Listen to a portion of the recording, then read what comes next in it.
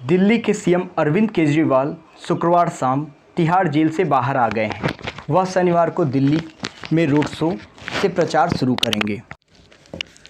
लोकसभा चुनावों के बीच supreme court ने दिल्ली के सीएम अरविंद केजरीवाल को बड़ी राहत देते हुए 1 जून तक अंतरिम जमानत दे दी है, जिससे कि वह प्रचार में हिस्सा ले सकें। आबकारी नीति से जुड़े मनी लॉन्ड्रिंग केस में कोर्ट ने कहा कि केजरीवाल को 21 दिन की अंतरिम बेल देने से कोई खास फर्क नहीं पड़ेगा, बशर्ते 2 जून को उन्हें सिलेंडर करना होगा। आम चुनावों के 7 चरण 1 जून को ही समाप्त हो रहे हैं। केजरीवाल की जेल से रिहाई भले ही अस्थायी हो, लेकिन इससे दिल्ली में आप के चुनावी अभियान को बढ़ावा मिलने की उम्मीद है। दिल्ली में 25 मई को मतदान है। सुप्रीम कोर्ट ने कहा कि लोकसभा चुनाव इस साल की सबसे अहम घटना है।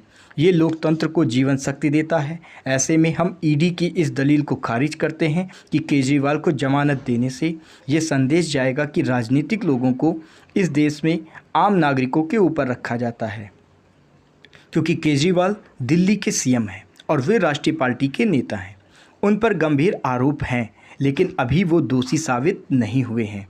जहां तक अंतरिम जमानत का सवाल है, तो कोर्ट पहले भी विशेष परिस्थिति में अंतरिम जमानत देता रहा है, क्योंकि उसके पास जमानत देने का अपना एक विशेष अधिकार है। अब बात करते हैं कि किन वजहों से बेल उन्हें मिली है। पहला कारण, केजरीवाल राष्ट्रीय पार्टी के नेता हैं, कोई क्रिमिनल रिकॉर्ड नहीं है और समाज के लिए वो खतरा नहीं है। दूसरा, उन्होंने गिरफ्तारी और रिमांड को चुनौती दी है। फैसला अभी बाकी है।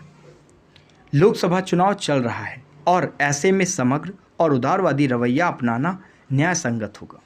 चौथा पॉइंट, अगस्त 2022 में ईडी ने केस दर्ज किया था, जबकि गिरफ्तारी इसी साल मार्च में हुई है।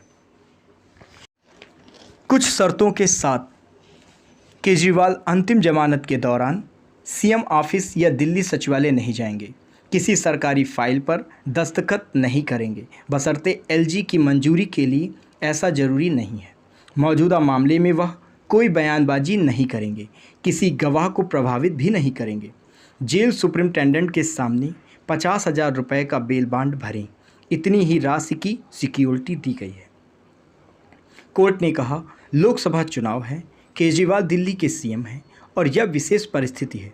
उन्हें अंतरिम बेल नेताओं को विशेषाधिकार देने जैसा नहीं है। इधर अरविंद केजरीवाल ने कहा कि हमें देश को तानाशाही से बचाना है। मैं अपनी पूरी ताकत से लड़ूंगा, लेकिन देश के 140 करोड़ लोगों का समर्थन चाहिए।